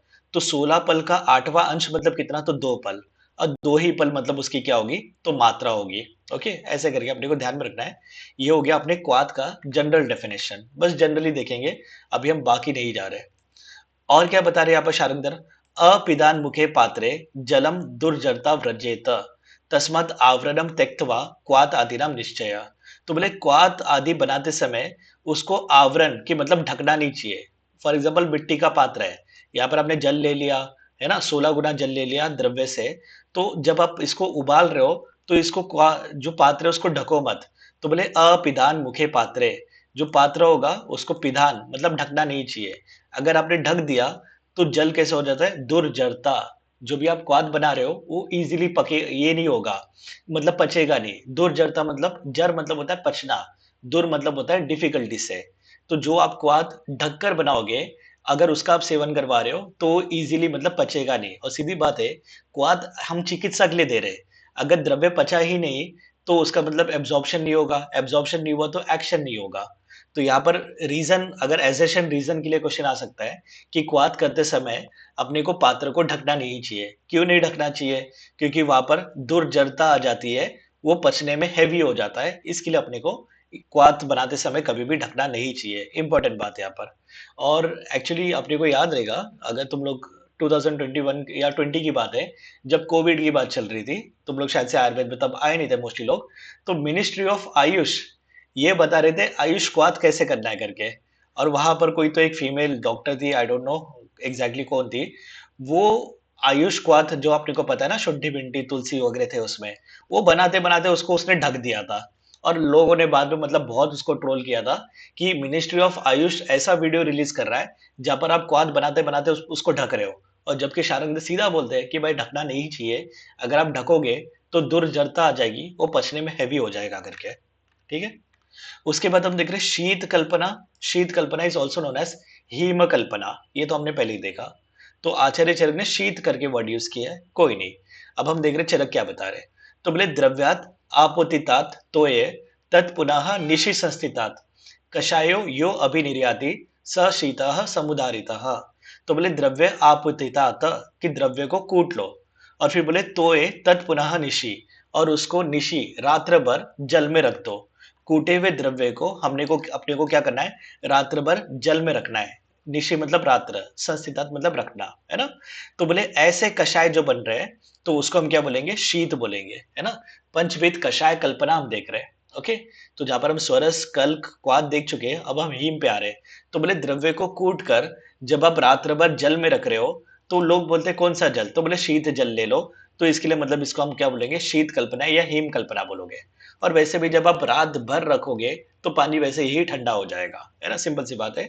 तो ये शीत कल्पना के लिए कहा गया है कि कूटे हुए द्रव्य को जब आप रात्र भर जल में रखोगे तो उसको हम क्या बोलेंगे, शीत कल्पना बोलेंगे। अब इसको हीम कल्पना भी बोलते हैं। शारंगधर देखो क्या बोल रहे हैं यहाँ पर, है ना। तो बोले शून्यम द्रव्य पलम, शून्यम मतलब कूटे हुए, एक पल द्रव्य ले लो, है ना। बोले षडम निरपलैहि प्लुतम, और उसको क्या कर लो कि 6 पल जल में रख लो। तो द्रव्य कितना लेना है अपने को, 1 पल, है ना। और जल कितना लेना है अपने को, तो 6 पल, मतलब 6 गुना हमने क्या कर लिया, तो जल ले लिया।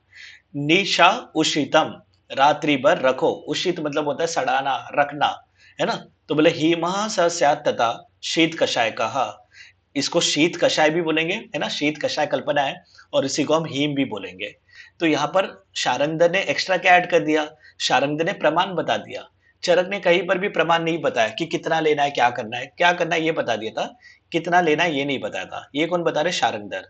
तो शारंगधर बता रहे कि शीत कषाय या शीत कल्पना को हम हीम कल्पना भी बोलेंगे, जिसमें हम द्रव्य से 6 गुना जल लेंगे। ओके। क्वाथ में हम कितना गुना जल ले रहे थे जनरल कॉन्सेप्ट में, 16 गुना, है ना। 16 और गुना। उसको पका रहे थे 8वां अंश शेष रहने तक, दैट इज 2 पल बचने तक। ओके।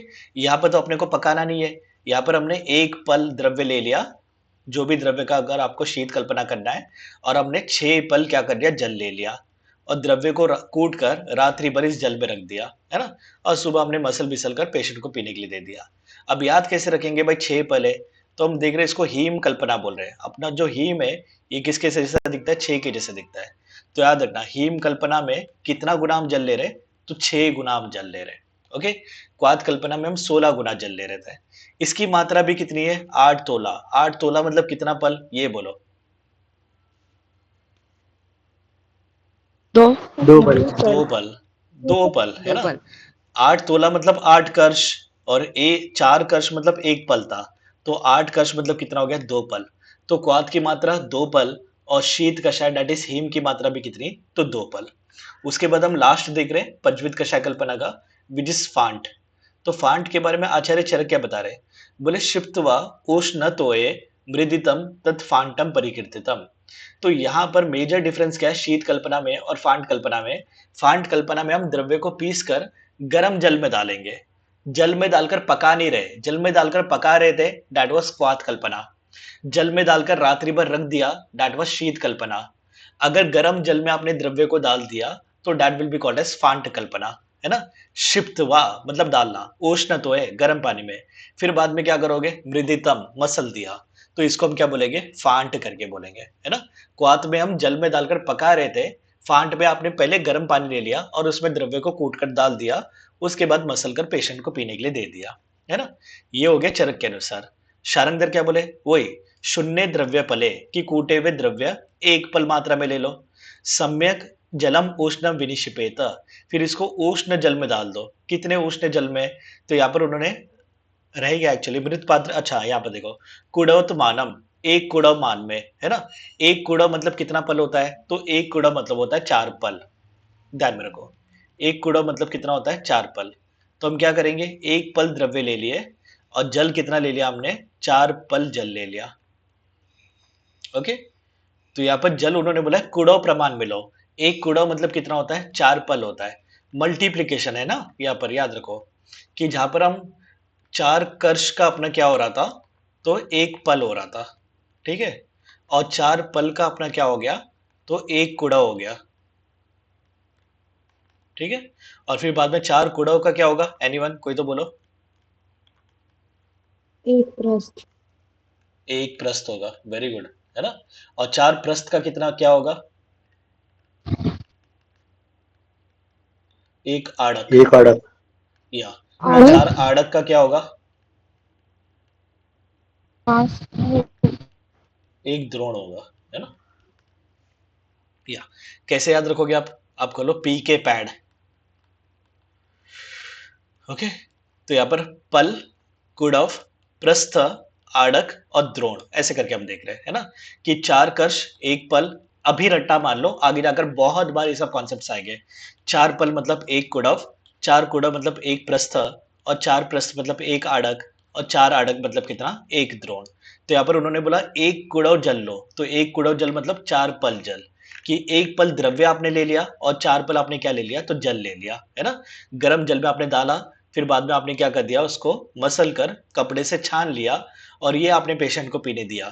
तो इसको हम फांट तो बोल ही रहे और साथ साथ में पर्याय क्या बता रहे, चूर्ण द्रव, वेरी इंपॉर्टेंट, बहुत बार आया हुआ है कि चूर्ण द्रव किसका पर्याय, तो चूर्ण द्रव फांट का पर्याय, है ना। हिम शीत कषाय का पर्याय था, प्रक्षेप आवाप किसके पर्याय थे, प्रक्षेप और आवाप कल के कल्क के थे, है ना। प्रक्षेप आवाप किसके थे, कल्क के थे।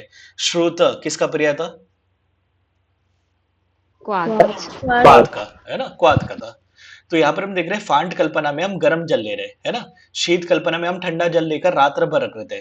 फांट कल्पना में गर्म जल लेकर रात्र भर नहीं रखेंगे, क्योंकि गर्म गर्म ही हम अपने को पेशेंट को दे रहे हैं। तो वहां पर हमने गर्म जल लिया, द्रव्य को पीस कर गर्म जल में डाल दिया, फिर उसको मसल कर कपड़े से छान कर पेशेंट को पीने हमने दे दिया, दैट इज फांट कल्पना। तो जब हम एक पल द्रव्य ले रहे थे और 4 पल जल ले रहे थे, तो सीधी बात है फांट कल्पना में कितना गुना जल हो गया, तो 4 गुना जल हो गया, है ना। जब हमने देखा था एक कूड़ा मतलब 4 पल, द्रव्य कितना था अपना, तो एक पल था, तो सीधी बात है द्रव्य से अपने कितने हो गए थे, 4 गुना मतलब जल हो गए थे। तो याद कैसे रखोगे, फांट एफ, है ना। फांट भले ही पी एच आप बोल लो, बट हम फांट मतलब फ कर रहे हैं, तो फ से फांट, फ से 4, तो याद रखो फांट में 4 गुना जल है। शीत में कितना गुना जल था, शीत कषाय में 6 6 गुना 6 गुना जल था, और क्वाथ में कितना गुना जल था, 16 16 गुना जल था, 16 गुना 16 गुना जलता। और इसकी मात्रा भी कितनी बताइए, 2 पल ही बताइए, ठीक है।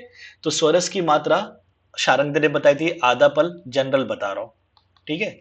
और कल की मात्रा कितनी बताई थी, एक कर्ष, और बाद में जो भी अपने कल क्वाथ हीम सॉरी कल हो गया, क्वाथ हीम फांट वगैरह के सबकी मात्रा कितनी बताई है, 2 पल, है ना। स्वरस का जनरल बता दिया था आधा पल, कल का बताया था उन्होंने एक कर्ष, और बाकी मतलब जो भी अपने क्वाथ हीम फांट वगैरह हो गए, ये सभी की मात्रा कितनी हो जाएगी अपनी, तो 2 पल हो जाएगी, ओके। यहाँ पर अपने हो गए पंचविध कषाय कल्पना, चरक के अनुसार डेफिनेशन की बात हो गई, और शारंगधर ने भी जो भी डेफिनेशन दिया था वो हमने देख लिया। अब देखो यहाँ पर आचार्य चरक भी बता रहे, तेषाम यथा पूर्वम बल आधिक्यम, यथा पूर्वम जितना आप पहले जाओगे उतना बल बढ़ते जाएगा, है ना। नॉर्मल सीक्वेंस क्या अपना, स्वरस, कल्क, फिर बाद में अपना क्वाथ जिसको हम शुद्ध बोल रहे थे, हीम, और फिर बाद में अपना फांट। यथा पूर्व कि जैसे हम पहले-पहले जाएँगे उतना बल बढ़ते जाएगा। तो बोले तेषां यथा पूर्वम बलाधिक्यम, मतलब सबसे बलवान कौन-सा है? स्वरस। सबसे कम बल वाला कौन-सा है? फांड। तो ये आचार्य सुश्रुत भी बोलेंगे। तो आचार्य सुश्रुत ने सर्वप्रथम किसको रखा है? चीर को। शीर शीर को रखा शीर हुआ को। है ना? तो यहाँ पर बलवान मतलब गुरु करके होता है, डज़न्ट मैटर बलवान वर्ड इसके हम बलवान वर्ड याद रखेंगे, है ना? चरक ने 5 ही बताए थे, तो स्वरस, कल, क्वाथ, हीम, फांड था। सुश्रुत ने शीर बता दिया, तो शीर को हम पहले रख लेंगे उसको, ओके? तो बोले तेषां यथा पूर्वम बलाधिक्यम अतः कषाय कल्पना व्याधि आतुर बल अपेक्षिणी, कि जो कषाय कल्पना है, वो किसकी अपेक्षा करता है? तो बोले व्याधि की, और आतुर मतलब रोगी के बल की अपेक्षा करता है। अब फॉर एग्जांपल अपने पास स्वरस, कल, क्वाथ, हीम, फांड सभी बनाने के ऑप्शन है। शतावरी ले लिया आपने, शतावरी का हम स्वरस भी बना सकते हैं, कल्क भी बना सकते हैं, क्वाथ भी बना सकते हैं, हीम, फांड कुछ भी बना सकते हैं। तो आप पेशेंट को क्या बना कर दोगे? तो दैट सोनली डिपेंड्स अपॉन व्याधि का और आतुर का बल, कि व्याधि का बल कितना है और आतुर का बल कितना है। अगर व्याधि और आतुर बल दोनों ज्यादा है, तो वहां पर हम क्या देंगे? तो स्वरस देंगे, क्योंकि स्वरस क्या होगा? बलवान होगा। अगर व्याधि का बल और रोग का बल वगैरह कम है, तो वहां पर हम क्या देंगे? तो फांड कल्पना देंगे, है ना? तो यहाँ पर कभी पूछ लिया कि कषाय कल्पना किसकी अपेक्षा करता है, कि कषाय कल्पना किसके ऊपर डिपेंड है, कि कौन सा कषाय कल्पना करना है? स्वरस करना है, कल, क्वाथ, हीम, फांड क्या करके देना है पेशेंट को? तो अब बोलेंगे व्याधि और आतुर के बल की अपेक्षा। व्याधि मतलब रोग, आतुर मतलब रोगी, इनके बल की अपेक्षा करता है। वेरी इंपॉर्टेंट यहाँ पर, ओके?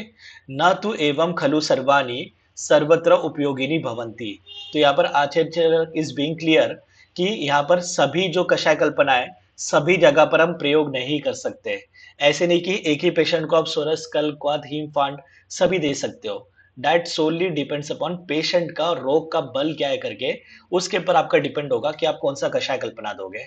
तो कभी इतना सा दे दिया, ना तो एवं खलु सर्वाणि सर्वत्र उपयोगिनी भवन्ति, किसके लिए कहा गया है? कषाय कल्पना के लिए कहा गया है, कूपी पक्व रसायन के लिए कहा गया है, गुग्गुलु कल्पना के लिए कहा गया है, या मतलब रस कल्पना, पारद कल्पना के लिए कहा गया है। तो आप यहाँ पर बोलोगे भाई ये कषाय कल्पना के लिए कहा गया है, कि कषाय कल्पना सभी जगह पर सभी कषाय कल्पना का हम प्रयोग नहीं कर सकते। तो कैसे प्रयोग कर सकते हैं?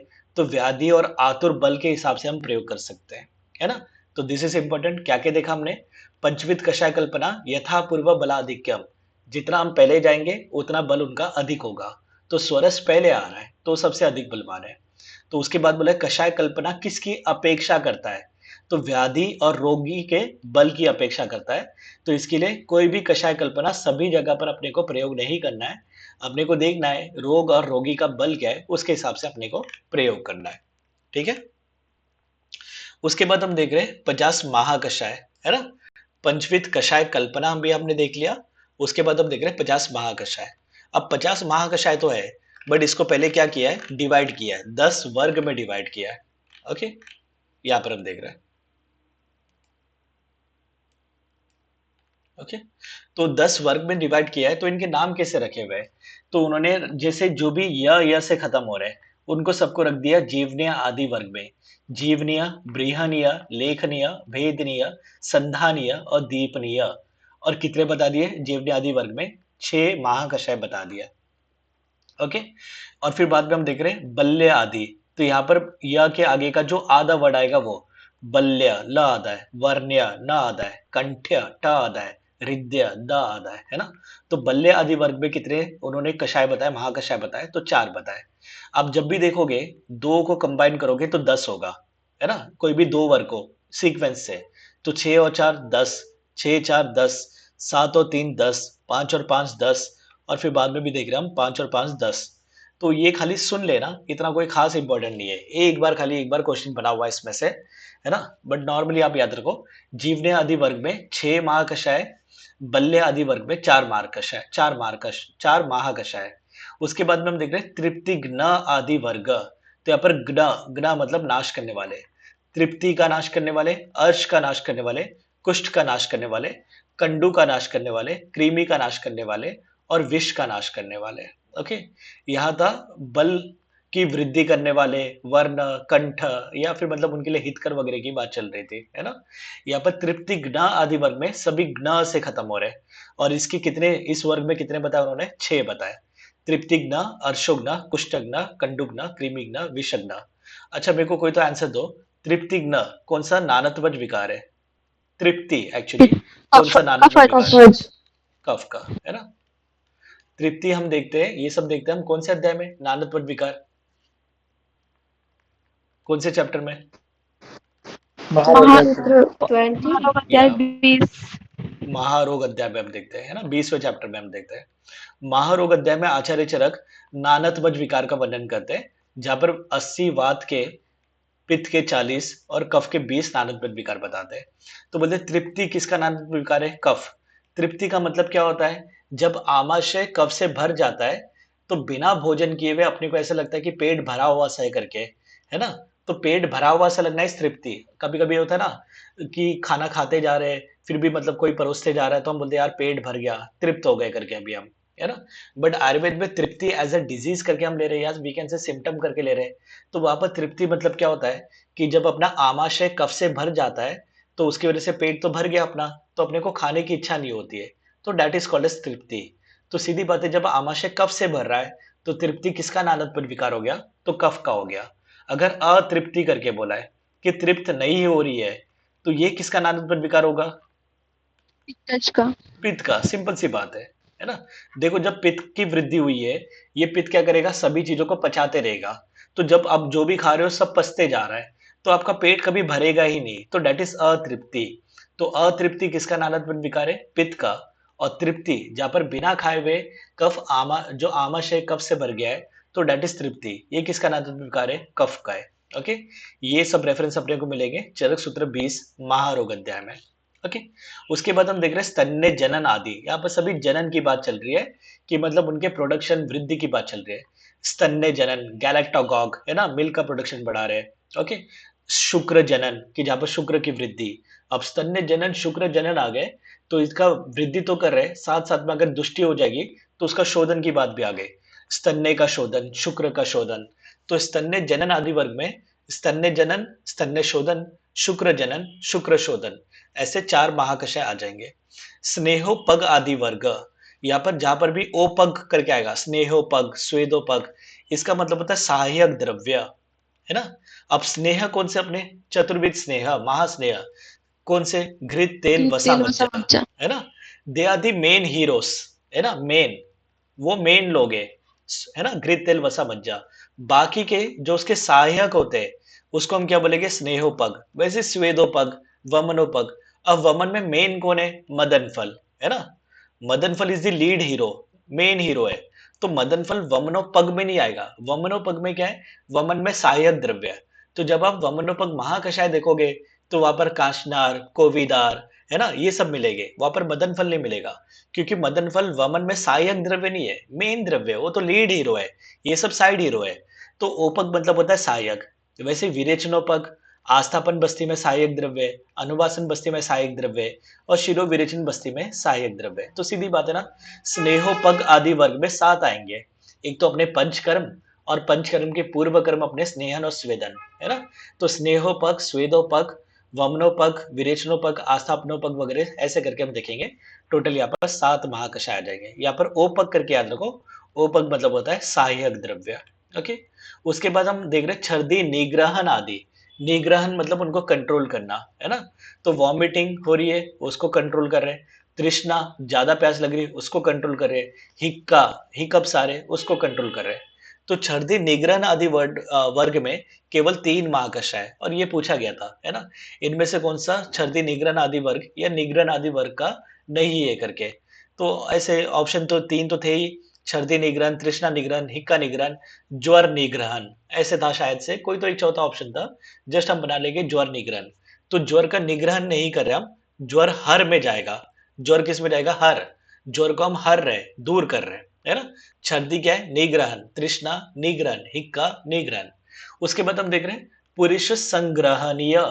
संग्रहणीय मतलब उनको स्टॉप करना। ओके, बट स्टॉप तो कर ही रहे, जहां पर पुरुष संग्रहणीय, मूत्र संग्रहणीय देखेंगे, साथ साथ में देखेंगे पुरुष विरजनीय, मूत्र विरजनीय। अब विरजनीय मतलब क्या होता है? For example, for any reason, अगर पुरुष में वात, पित्त, कफ किसी की वजह से भी डिसकलरेशन हो गया, फॉर एग्जाम्पल वात की दृष्टि हो गई, तो पुरुष कैसा हो जाएगा? श्याम वर्ण का, अरुण वर्ण का, ऐसा हो जाएगा, है ना? कफ की दृष्टि हो गई, तो वहां पर कैसे हो जाएगा? तो पांडु वर्ण का, श्वेत वर्ण का, ऐसे हो जाएगा। तो ये जो एबनॉर्मलिटीज आ गई है कलर में, उसको दूर करके प्राकृत वर्ण प्राप्त करके देना, that will be called as विरजनीय। विरजनीय मतलब कलर नहीं करना। विरजनीय मतलब क्या होता है कि जो नेचुरल कलर था उसको प्राप्त करके देना। जो भी दोष की दृष्टि की वजह से कलर में एबनॉर्मलिटीज आ गई थी, वो दोष दृष्टि दूर करके नॉर्मल कलर प्राप्त करके देना, इसको हम क्या बोलेंगे? विरजनीय, है ना? तो पुरुष संग्रहणीय मतलब पुरुष को रोकना। फॉर एग्जाम्पल अतिसार में वगैरह, है ना, अति द्रव मल प्रवृत्ति हो रही है, तो वहां पर रोकने की बात चल रही है। पुरुष विरजनीय मतलब क्या? कि पुरुष के कलर में अगर कोई दोष दृष्टि की वजह से डिसकलरेशन हो गई है, तो दोष दृष्टि को दूर करके जो नेचुरल कलर है उसको प्राप्त करके देना, इसको हम बोलेंगे पुरुष विरजनीय। वैसे मूत्र संग्रहणीय कि यूरिन का आउटपुट ज्यादा बढ़ गया है, उसको मतलब हम क्या कर रहे हैं? तो कम कर रहे हैं या रोक रहे हैं, तो डेट इज मूत्र संग्रहणीय। और मूत्र विरजनीय मतलब वही कि मूत्र के कलर में कोई चेंजेस आ गए तो उसको नॉर्मल कलर प्राप्त करके देना। मूत्र विरेचनीय मतलब क्या? कि मूत्र को बाहर निकालना, यूरिन की आउटपुट बढ़ाना, मूत्र को बाहर निकालना, तो डेट विल बी अपना मूत्र विरेचनीय। ओके, तो पुरुष संग्रहणीय आदि वर्ग में कितने अपने? तो 5 यहाँ पर महाकशा आ गए। कास हर आदि वर्ग, यहाँ पर हर की बात चल रही है। कास हर, श्वास हर, शोथ हर। शोथ हर के बदले हम वर्ड देखेंगे वहां पर शैवतु हर, है ना? शैवतु इज नथिंग बट शोथ, इन्फ्लेमेशन, है ना? ज्वर हर, श्रम हर, श्रम को हम दूर कर रहे हैं, ज्वर को, शोथ को, श्वास को, कास को दूर कर रहे हैं हम, दैट इज हर। उसके बाद हम देख रहे हैं प्रशमन वाले, है ना, कि उसका हम शमन कर रहे हैं। ओके, तो दाहा प्रशमन, शीत प्रशमन, उदर्द, उदर्द इज अर्टिकेरिया, जहां पर ईचिंग ज्यादा होगी, कफ की प्रधानता होती है वहां पर, है ना? पित्त वगैरह भी होते हैं बट कफ की प्रधानता होती है। एक हम देखते हैं शीत पित्त, और दूसरा हम देखते हैं उदर्द। ओके, शीत पित्त में पित्त के साथ क्या है? तो वात है। ओके, उदर्द में हम देखते हैं कि मतलब यहाँ पर कफ है। ओके, तो यहाँ पर हम देखते हैं कि उदर्द में यहाँ पर वात है ना और पित्त है, और उदर्द में क्या है? तो अपने कफ की प्रधानता वगैरह होती है। तो यहाँ पर जो कंडू होता है, ईचिंग होता है, वो ज्यादा होता है। और शीत पित्त में तो वात है, तो वात की वजह से वहां पर वेदना अधिक होती है ना? दोनों जगह पर कंडू होगा, दोनों जगह पर वेदना होगा, है ना? बट शीत पित्त में वेदना ज्यादा होगी क्योंकि वहां पर वात की अधिकता है। उदर्द में क्या है? तो कफ की अधिकता है, तो वहां पर कंडू अधिक होगा। तो उदर्द को हम किससे कंपेयर करेंगे? अर्टिकेरिया। तो उदर्द प्रशमन, अंग मर्द प्रशमन, बॉडी एक हो रहा है उसका प्रशमन करना। शूल प्रशमन, जब भी केवल शूल लिखा रहता है तो कौन सा शूल लेते हैं हम? बहुत बार बोला मैंने, उदर शूल। उदर शूल, एब्डोमिनल पेन। जहां पर केवल शूल लिखा है तो वहां पर हम कौन सा शूल लेंगे? तो उदर शूल, डेट इज एब्डोमिनल पेन लेंगे, है ना? तो उसका भी क्या, शमन की बात चल रही है, प्रशमन की बात चल रही है। तो दाह प्रशमन आदि वर्ग में कितने महाकशा आ गए? 5। अशोनित स्थापन, है ना, कि उनको नेचुरल जो उनकी गति थी, नेचुरल जो मतलब उनका ये था, स्वभाव था, उसमें उनको ही रखना। शोनित स्थापन, अब फॉर एग्जांपल ब्लीडिंग हो रही है, आर्टरीज वगैरह कट गए, ब्लीडिंग हो रही है, तो उसको आर्टरीज का संधान करके ब्लीडिंग जो नॉर्मल अपना सर्कुलेशन चल रहा है उसको स्थापित करना, तो दैट इज शोनित स्थापन।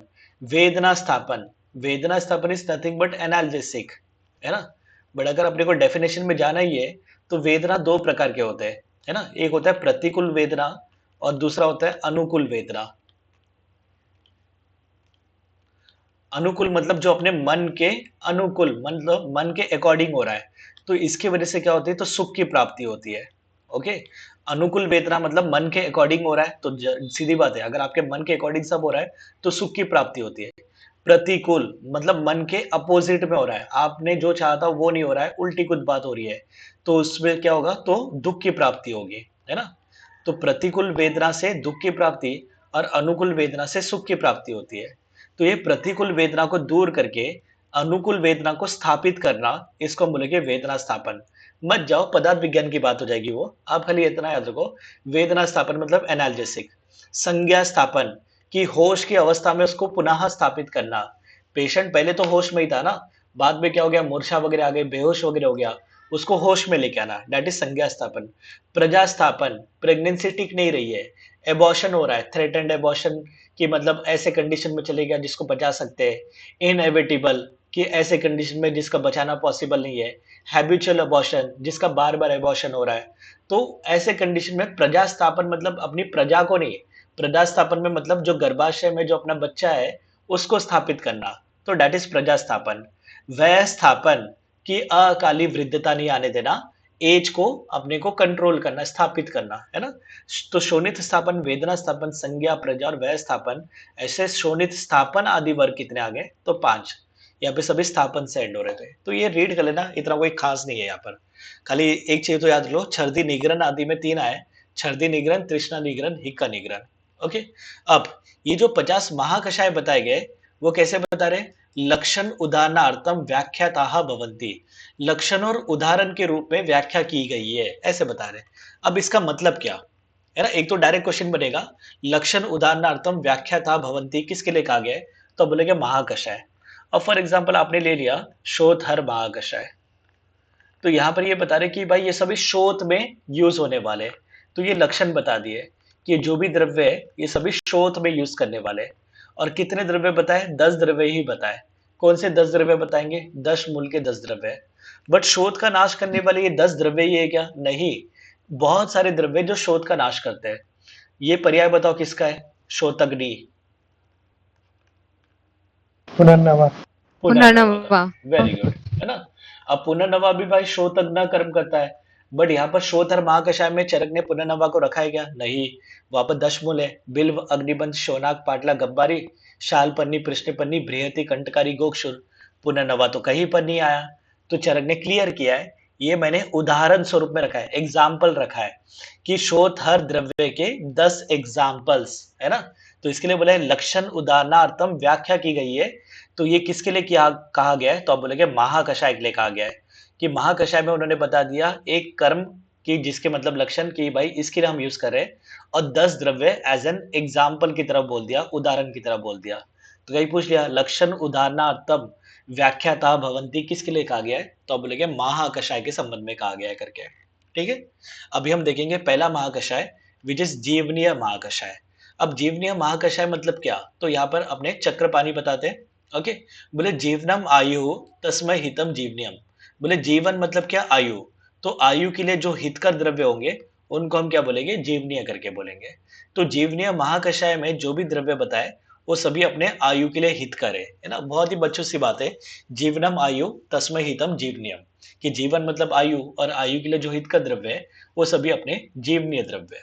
तो जीवनीय महाकषाय, जीवनीय मतलब यहाँ पर लक्षण हो गया, और इस महाकषाय में 10 द्रव्य वो उदाहरण हो गए, है ना। तो कौन से, तो जीवक, ऋषभक सभी को याद होता है फर्स्ट ईयर से, कोई नहीं। मेधा, महामेधा, काकोली, शिर काकोली, मुद्गपन्नी, माशपन्नी, जीवंती और मधुक। देखो कभी भी याद रखना आगे जाकर, मधुक में जब छोटी ऊ की मात्रा आ रही है तो इसका मतलब होता है यष्टि मधु, और जब बड़ी ऊ की मात्रा आती है तो वो होता है अपना महुआ, है ना। अगर बड़ी ऊ की मात्रा आ गई तो वो अपना होता है महुआ, डेट इज मधु का इंडिका, और छोटी ऊ की मात्रा आ गई तो डेट इज यष्टि मधु, ग्लाइसिरिजा ग्लैब्रा। तो यहाँ पर छोटी ऊ की मात्रा, तो यहाँ पर हम यष्टि मधु मुलेट ही लेंगे। ओके, तो ये 10 द्रव्य कौन से, जीवक, ऋषभक, मेधा, महामेधा, काकोली, शिरकाकोली, मुद्गपन्नी, माशपन्नी, जीवंती और मधुक, डेट इज यष्टि मधु, ऐसे 10 द्रव्य। अब क्वेश्चन ऐसे बनेगा, जीवनीय महाकषाय में अष्टवर्ग के कितने द्रव्य है, तो यहाँ पर अष्टवर्ग के 6 द्रव्य है। कौन से अष्टवर्ग के 6 द्रव्य, जीवक, ऋषभक 2, मेधा, महामेधा 2, काकोली, शिरकाकोली ये 2, तो 6 हो गए। मुद्गपन्नी, माशपन्नी, जीवंती और मधुक ये अष्टवर्ग में नहीं आते, तो अष्टवर्ग नाम में ये, तो अष्टवर्ग में 8 द्रव्य होने चाहिए थे, 8 में से 6 द्रव्य जीवनीय महाकषाय में आ गए, 2 द्रव्य कौन से बच गए, रिद्धि वृत्ति। या 2 द्रव्य कौन से बच गए, रिद्धि और वृत्ति। ओके, तो हम अष्टवर्ग के द्रव्य कौन से और उनके प्रतिनिधि क्या है वो हम देख लेंगे, है ना। यहाँ पर हम देख रहे हैं। ओके, तो भाव प्रकाश एक्चुअली बताते हैं, बोले अष्टवर्ग के द्रव्य मतलब क्या, तो बोले अष्टवर्ग के द्रव्य दुर्लभ होते हैं, राजाओं के लिए भी दुर्लभ होते हैं, मतलब जो राजा है जिसके पास बहुत सारी सेना वगैरह उसको भी इजीली मिलता नहीं है, तो नॉर्मल आदमी को कहां से मिलेगा, तो इसके लिए उन्होंने अष्टवर्ग के प्रतिनिधि द्रव्य बताए, सब्स्टिट्यूट्स बताए। अष्टवर्ग के द्रव्य तो मिलने वाले नहीं, बट उनके जगह पर हम क्या यूज कर सकते हैं ये बताया। ओके, तो यहाँ पर हम देख रहे हैं भाव प्रकाश के अनुसार अष्टवर्ग के द्रव्य और उनके प्रतिनिधि द्रव्य। अष्टवर्ग के द्रव्य कौन से? जीवक, ऋषभक, रिद्धि, वृद्धि, मेधा, महामेधा, काकोली, शिर काकोली। ये हो गए 8 द्रव्य गुण के हिसाब से सोच लो। अब इनके प्रतिनिधि द्रव्य क्या है? जीवक ऋषभक का विदारी कंद, विदारी गंदा नहीं है ना, विदारी कंद, विदारी गंदा जो है शालपर्णी का पर्याय, वाराही कंद, शतावरी और अश्वगंधा। ये बताए। अब याद कैसे करोगे, है ना, कि भाई किसका कौन सा है? तो वृद्धि, वृद्धि मतलब बढ़ना, किसके समान बढ़ रहे हैं? सुअर के समान बढ़ रहे हैं। जिसका किसी का भी वेट बढ़ते रहता है, बॉडी बढ़ते रहती है, तो बोलते हैं सुअर के समान बढ़ रहे हैं। तो हम याद रखेंगे भाई रिद्धि वृद्धि का प्रतिनिधि द्रव्य, दैट मीन्स सब्स्टिट्यूट क्या है? तो बोलेंगे वाराही कंद, वाराह मतलब सुअर, है ना, तो रिद्धि वृद्धि का प्रतिनिधि द्रव्य वाराही कंद। मेधा, महामेधा, यहाँ पर मेद की वृद्धि करा रहे। फॉर एग्जाम्पल एक पेशेंट आ गया जो बहुत ही कृष्ण था, है ना, जिसका वेट वगैरह नियर अबाउट 30-32 वगैरह था, उसका वेट गेन करवाना है। अब उसका वेट गेन करवाने की जब बात आती है तो अपने दिमाग में पहला जो द्रव्य आता है वो नॉर्मली शतावरी आता है। ओके, तो मेधा महामेधा से अपने को याद रखना है शतावरी। काकोली, शिर काकोली, तो काक, काक मतलब कौवा, तो यहाँ पर पक्षी की बात हो गई, है ना। अश्वगंधा, अश्व मतलब घोड़ा, तो यहाँ पर पशु की बात हो गई, तो पक्षी पशु का संबंध आ रहा है। तो काकोली, शिर काकोली का प्रतिनिधि द्रव्य क्या है? अश्वगंधा। बचा केवल क्या अपना जीवक ऋषभक, उसका तो विदारी कंद रट्टा मान लेना है, विदारी गंदा नहीं है ना। हमेशा बोल रहा हूं कि विदारी गंदा जो होता है वो शाल पर्णी का पर्याय है, और विदारी कंद जो है वो अलग है अपना। ओके, मिक्स नहीं करना है। तो यहाँ पर पहले अष्टवर्ग के द्रव्य रट लो, जीवक, ऋषभक, रिद्धि, वृद्धि, मेधा, महामेधा, काकोली, शिर काकोली। फिर उनके प्रतिनिधि द्रव्य, प्रतिनिधि द्रव्य विदारी कंद, वाराही कंद, शतावरी, अश्वगंधा, ये तो याद हो जाते हैं, बट कभी कभी हम भूल जाते हैं किसका क्या है। तो उसके लिए ट्रिक याद रखो, वृद्धि मतलब बढ़ रहे, तो सुअर के समान बढ़ रहे, तो रिद्धि वृद्धि का वाराही कंद हो गया। मेधा महामेधा, मेद की वृद्धि करा रहे, ऐसे इमेजिन कर लो, तो शतावरी करके, है ना। काकोली, शिर काकोली, वैसे शतावरी कोई मेद की वृद्धि नहीं कराएगा, अपने वेट बढ़ाएगा। काकोली, शिर काकोली, इनका क्या पशु पक्षी संबंध याद रखना है, तो अश्वगंधा। ये हो गए भाव प्रकाश। वैश्य रत्नावली का अभी छोड़ दो, कोई ये मत करो। ओके, तो अष्टवर्ग के द्रव्य जीवने महाकषाय में कितने? 6। रिद्धि वृद्धि वहां पर नहीं आया हुआ है। ओके, अगर ये जीवनीय महाकषाय के जो 10 द्रव्य है उसमें अगर हम रिद्धि वृद्धि ऐड कर दिए तो उसको हम क्या बोलेंगे? जीवनीय गण। देखो, जीवनीय महाकषाय में रिद्धि वृद्धि नहीं है, बट जीवनीय गण जो भाव प्रकाश बताते हैं, जिसमें 12 द्रव्य बताते हैं, है ना। जीवनीय गण में कितने द्रव्य? 12। जीवनीय महाकषाय में तो भाई 10 ही होने वाले, कोई भी महाकषाय ले लो। तो जीवनीय गण में ये 10 द्रव्य तो होंगे, साथ में 2 द्रव्य और ऐड कर दिए रिद्धि वृद्धि, तो कितने हो गए? तो 12 हो गए। ओके, ये हो गए अपने जीवनीय महाकषाय के बारे में, और जीवनीय महाकषाय के बारे में अष्टवर्ग के द्रव्य, ये सब हो गए। अब अष्टवर्ग के द्रव्य के बारे में हम और देखेंगे। च्यवनप्राश में भी हम अष्टवर्ग के द्रव्य के कुछ द्रव्य यूज करते हैं, है ना। च्यवनप्राश जब चरक बताते हैं तो वहां पर अष्टवर्ग के द्रव्य में से 5 द्रव्य बताते हैं। ओके, और जब शारंगधर च्यवनप्राश बताते हैं निर्माण विधि, तो वहां पर अष्टवर्ग के द्रव्य में से 7 द्रव्य बताते हैं। अब कोई तो हैंड रेस करके आंसर देगा, चरक ने कौन से 3 द्रव्य नहीं बताए और शारंगधर ने कौन सा 1 द्रव्य नहीं बताया? बोलो। अष्टवर्ग के द्रव्य हम च्यवनप्राश बनाते समय भी यूज करते हैं, बट चरक ने केवल 5 द्रव्य का वहां पर यूज किया है और शारंगधर ने 7 द्रव्य का यूज किया है। तो कौन से 5 द्रव्य, कौन से 7 द्रव्य, ये बताओ। याद रखो, अभी मैं बोल रहा हूं, लिख लो। चरक जब बताते हैं तो उसमें वृद्धि नहीं आता है, रिद्धि वृद्धि में से वृद्धि सेकंड, है ना, मोस्टली सेकंड वाले को चरक स्किप करेंगे। ओके, वृद्धि नहीं आता है। काकोली, शिर काकोली का सेकंड, शिर काकोली नहीं आएगा इसमें, और मतलब क्या नहीं आएगा? मेधा महामेधा का महामेधा नहीं आएगा। तो 8 में से 3 हमने निकाल दिए, इसको निकालना है, तो बाकी के 5 है, इनको च्यवनप्राश में यूज किया गया है। शारंगधर ने अष्टवर्ग के 7 द्रव्य च्यवनप्राश में यूज किए, कौन सा नहीं किया है? तो वृद्धि नहीं यूज किया। ओके, जीवक ऋषभक तो आएंगे, बाकी क्या करना है? बाकी के जो 2 पेयर से उसमें से सेकंड द्रव्य को हटाना है।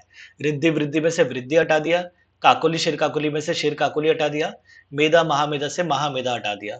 तो चरक के अनुसार 5 अष्टवर्ग के द्रव्य जो च्यवनप्राश के निर्माण में यूज करे। शारंगधर के अनुसार 7 अष्टवर्ग के द्रव्य जो च्यवनप्राश के निर्माण में प्रयोग कर रहे हैं, वृद्धि को छोड़कर यहाँ पर। ओके, दूसरी बात, यहाँ पर रस वैशेषिक के जो भाष्यकार थे, रस वैशेषिक के ऑथर कौन थे? भगवंत भगवंत भगवंत भगवंत नागार्जुन। है ना, भदंत नागार्जुन। तो रस वैशेषिक के जो भाष्यकार थे वो बोलते हैं पृथ्वी अपाम गुण ही युक्तम जीवनियम इति स्थिति। बोले जीवनीय द्रव्य में पृथ्वी और जल महाभूत की अधिकता होती है। सिंपल सी बात है, क्योंकि जीवनीय द्रव्य आयु के लिए हितकर है। तो जीवनीय द्रव्य जब आयु के लिए हितकर है तो कौन से रसात्मक हो गए वो सभी? कौन से रसात्मक हो गए? बोलो। मधुर रसात्मक। रसात्मक। और मधुर रस में कौन से महाभूत की प्रधानता होती है? पृथ्वी और जल। पृथ्वी और जल। तो सीधी बात है, जब जीवनीय महाकषाय में सभी मधुर द्रव्य है और मधुर द्रव्य में पृथ्वी और जल महाभूत की प्रधानता होती है, तो इसके लिए जीवनीय द्रव्य में भी कौन से महाभूत की प्रधानता? तो पृथ्वी और जल। अपाम मतलब जल, है ना। लॉजिक याद रखना, ये तो बहुत ही बच्चों वाली बात है। हम देख रहे वहां पर मधुक वगैरह आ गए, तो मधु की श्रेष्ठी मधु, मधु रसात्मक द्रव्य है। तो मधु रसात्मक द्रव्य की महाभूत प्रधानता क्या है? पृथ्वी जल। तो इसके लिए जीवनीय महाकषाय की भी महाभूत प्रधानता क्या है? तो पृथ्वी और जल ही है वहां पर। ठीक है। नेक्स्ट हम देख रहे हैं बल्ले महाकषाय। ओके, सॉरी बृहनीय महाकषाय हम देख रहे हैं, सेकंड वाला। ओके, यहाँ पर क्या क्या बता रहे? शेरिनी, राजशवक, अश्वगंधा, काकोली, शिर काकोली, वाटियायनी, भद्रदौनी, भारद्वाजी, पैस्या, ऋष्यगंधा। अब क्या होता है ना, यूजी में पहले 10 महाकषाय तो रटे हुए होते हैं, तो वहां पर मैं रटवा नहीं रहा, सभी को मोस्टली रटे हुए होते हैं। यहाँ पर हम खाली ये देख रहे हैं अलग अलग पर्याय क्या है और क्या क्वेश्चन बन सकते हैं। तो शेरिनी चक्रपाणी बोलते हैं, शिर विदारी ले लो करके, doesn't matter, not at all important. नाम में ये शिरीनी शिर विदारी। बोले राज शवक से क्या लोगे? दुग्धी का। राजा क्या कर रहा है? दूध पी रहा है। राजा को बल चाहिए, ब्रियन वगैरह करना है, तो राजा दूध पी रहा है। तो राज शवक किसका उन्होंने लिया है? दुग्धी का करके लिया चक्रपाणी। दुग्धी का हम देखते हैं यूफोर्बिया हीटा करके, जिसको हम एस्मा प्लांट करके ही बोलते हैं, याद रखो, है ना। कहीं आ गया एस्मा प्लांट किसको बोला जाता है? तो अब बोलेंगे दुग्धिका को बोला जाता है करके। ओके, अश्वगंधा तो नाम में ये अश्वगंधा। काकोली काकोली, शिर काकोली शिर काकोली। वाटियायनी, वाटियायनी किसको बोला है? तो बला को बोला गया है ना। श्वेत बला, बला जो भी बोला बला है। अब ध्यान में रखना है, बारिश का टाइम चल ही रहा है ना। अभी जब भी आप अपने हर्बल गार्डन में देखोगे या रास्ते में भी देखोगे, बला आपको कचरे जैसे मिलेंगे, हर जगह बला मिलेगा अपने को।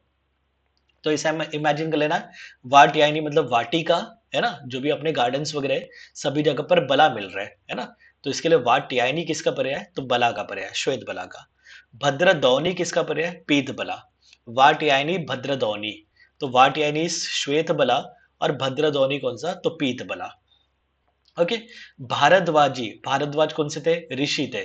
और इनका भारद्वाजी किसका पर्याय? वन कार्पास का। अब देखो, जब भी कोई प्ले वगैरह हम करते हैं यूजी लेवल में या बच्चों जब हम केजी वेजी में पढ़ रहे हैं, है ना, तो प्ले करते हैं, किसी को ऋषि मुनि बनना रहता है तो कॉटन लगा लेते हैं। तो वैसे याद रखेंगे भारद्वाज ऋषि, उग्र तपाते अपने, है ना, बड़े से ऋषि थे। तो ये क्या कर रहे हैं? तो भारद्वाज ऋषि अगर किसी को प्ले करना है तो कार्पास लगाएगा, कॉटन लगाएगा। तो वैसे याद रखो कि भारद्वाजी किसका पर्याय? वन कार्पास का। पैस्या किसका है? विदारी कंद का। विदारी गंदा नहीं, विदारी गंदा किसका पर्याय था? विदारी गंदा साल पढ़ने का, है ना। यहाँ पर विदारी कंद इसका क्या है? पयस्या। और विदारी कंद अभी हमने देखा था किसके प्रतिनिधि द्रव्य थे अष्टवर्ग के? जीवक ऋषभक। जीवक ऋषभ। जीवक ऋषभक, है ना। और वाराही कंद हमने देखा था रिद्धि वृद्धि का। ऋष्य गंधा उन्होंने बोला विदारा, नॉट दैट इंपॉर्टेंट। विदारा इज वृद्ध दारू, एर्गैरिया स्पीजियोजा नर्वोजा वगैरह करके बोलते हैं, दैट इज वृद्ध दारू। तो यहाँ पर याद रखो, पर्याय याद रखो थोड़े, कि राजशवक किसका है? दुग्धिका का। ओके, वाट्यायनी और भद्रदौनी यहाँ पर इंपॉर्टेंट है। वाट्यायनी श्वेत बला और भद्रदौनी कौन सा है? पीत बला। कंगी पिंगी नहीं करना है, ये हिंदी वर्ड है ना। तो वाट्यायनी इस अपना श्वेत बला, भद्रदौनी पीत बला। भारद्वाज ऋषि कार्पास लगा रहे थे, तो वन कार्पास। पयस्सा किसका? ऋष्यगंधा।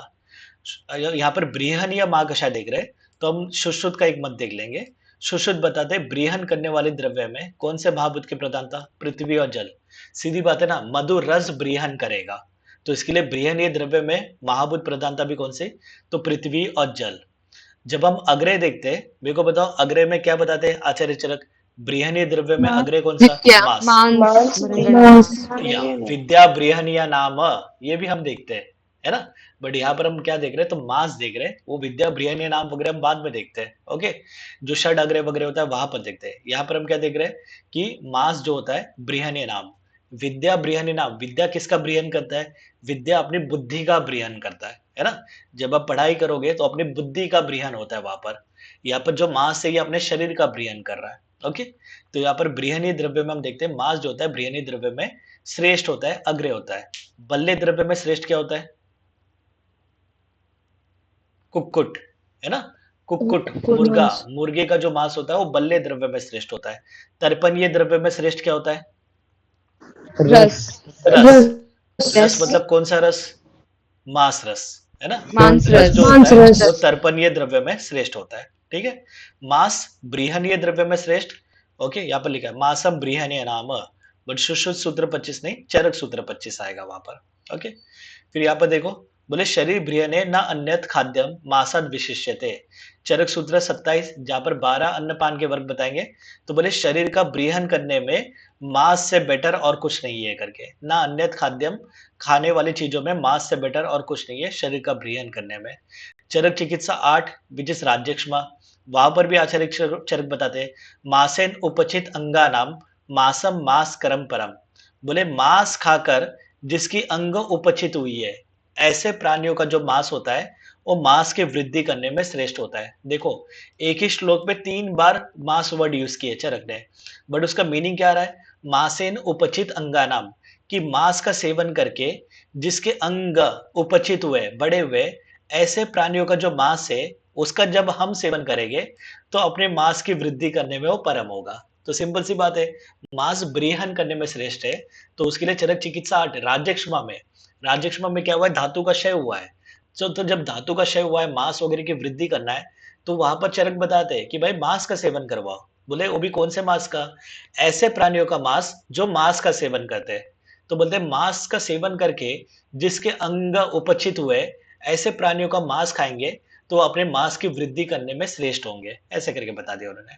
ओके, फिर बाद में हम देखते हैं शीन, शत, कृष, वृद्ध, दुर्बल, नित्य, अध्वगा के मतलब ज्यादा चलने वाले हमेशा, स्त्री, मध्य नित्य, स्त्री का सेवन, मध्य का सेवन करने वाले, ग्रीष्म ऋतु, है ना? यहाँ पर सभी का हम क्या करवाएंगे? बृहन करवाएंगे। ग्रीष्म ऋतु में हम सभी का बृहन करवाते हैं। ओके, कौन सा ऋतु है जहां पर सभी का मतलब हम लंघन करवा सकते हैं? शिशिर शिशिर ऋतु। शिशिर ऋतु में सभी का हम लंघन करवा सकते हैं। ओके, और मतलब ग्रीष्म ऋतु ऐसे जहां पर हम बृहन करवाएंगे। शीन, शत, कृष, दुर्बल, नित्य चलने वाले, नित्य स्त्री और मध्य का सेवन करने वाले ग्रीष्म ऋतु, सभी में हम बृहन करवाएंगे। ठीक है, यहाँ पर वी विल स्टॉप। कोई डाउट यू कैन आस्क।